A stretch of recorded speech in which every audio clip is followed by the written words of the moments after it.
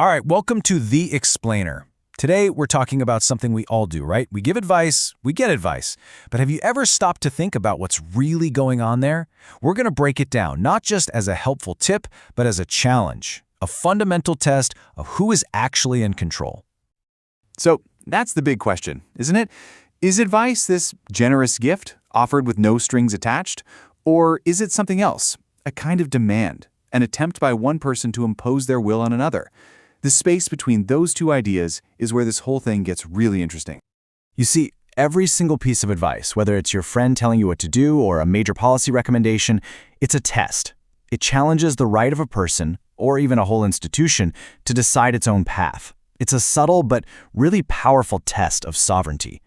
To really get our heads around this, we've got to shift our perspective. We're not going to think like politicians here. No, we're going to think like philosophers, so we can understand the deep structure of responsibility. And, believe it or not, we're going to need to think like chefs to find the perfect metaphor to make it all make sense.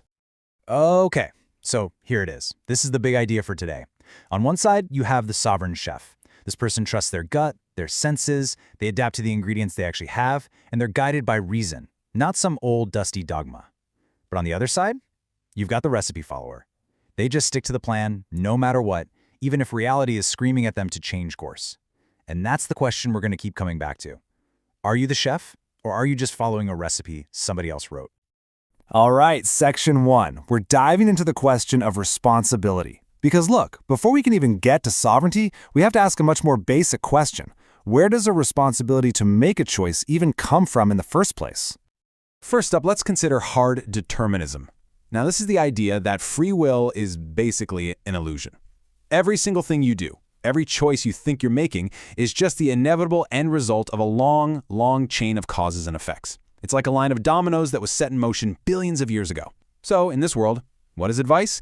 It's just another domino tipping over. The chef has no real choice at all. They're just executing a cosmic recipe they were always going to.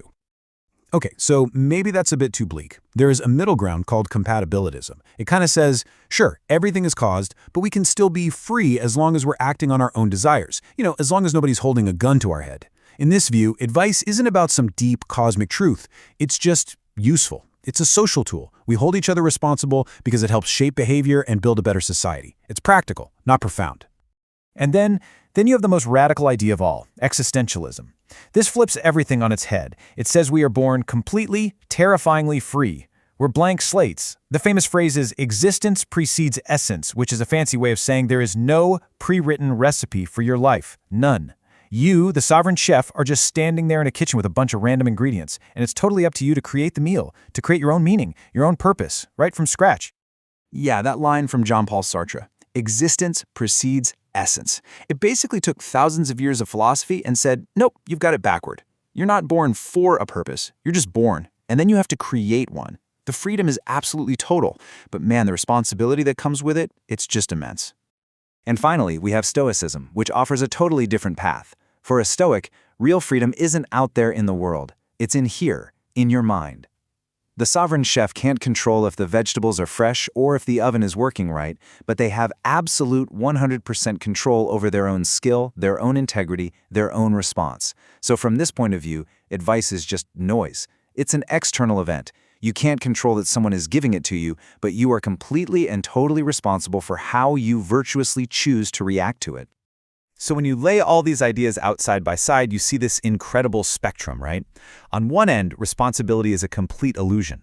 On the other hand, it's this terrifying, crushing burden of literally creating your own soul. And where you stand on that spectrum, that's going to totally change what you think advice even is. Okay, section 2, pluralism and sovereign power. So we've looked at the philosophy for one person, for the individual. But what happens when you try to scale this up? How do you build a whole institution that can act like a sovereign chef when it's getting pulled in a million different directions? Well, the answer lies in this idea called pluralism. And this is more than just a buzzword for diversity. It's a deep recognition that in any society, you're always going to have conflicting beliefs and competing interests. It's just a permanent fact of life. So a pluralistic system doesn't try to force everyone to follow the exact same recipe. Instead, it tries to build a kitchen big enough for a whole lot of different chefs. And you know what? A perfect real-world example of this is the U.S. Federal Reserve. I mean, its whole structure is designed to be pluralistic. You've got a board of 7 governors, so no single person has too much power. You've got 12 regional banks to make sure different parts of the country have a voice. And its dual mandate, this is key, forces it to constantly balance 2 goals that are often at odds with each other: keeping prices stable and getting to maximum employment. That's a chef's job right there. All right, section 3. Now we get to the case study, the Fed. This is where all that abstract philosophy we've been talking about comes crashing right into the hard, messy reality of political power. We're about to look at a super high-stakes battle over the very sovereignty of the Federal Reserve. Okay, get this. For 112 years, the Federal Reserve's independence from direct political meddling was basically a sacred principle of the American economy. It was specifically designed to be that sovereign chef, not some political yes-man following a recipe. But that entire principle recently faced a challenge like never before. And that challenge came when President Trump tried to fire a sitting Federal Reserve governor, Lisa Cook. This had never been done. Ever. It was an act that legal experts called straight up illegal, and it threw the country into what they called uncharted legal waters. It called the entire foundation of the Fed's independence into question. So here's a look at the core of the conflict. The Trump administration's side argued it had cause, saying there were allegations of financial misconduct. On the other side, Governor Cook's legal team fired back, saying this was all just a pretext, a made-up excuse designed to illegally weaken the Fed's independence and violate her due process rights. Cook's team put it in really stark terms. They basically said, look, the specific allegations aren't the point here. The real issue, they argued, was a politically motivated assault on the sovereignty of a critical, independent institution. But the other side was just as forceful. The president's letter framed this as a necessary move. They were trying to ensure accountability and credibility at the Fed, based on what they described as credible accusations of misconduct. Okay, section 4, sovereignty on trial. You see, this was way more than just a legal fight. This was philosophy and power colliding, head-on. It was a real-world stress test of whether an institution designed from the ground up to be sovereign could actually survive a direct challenge to its right to exist independently.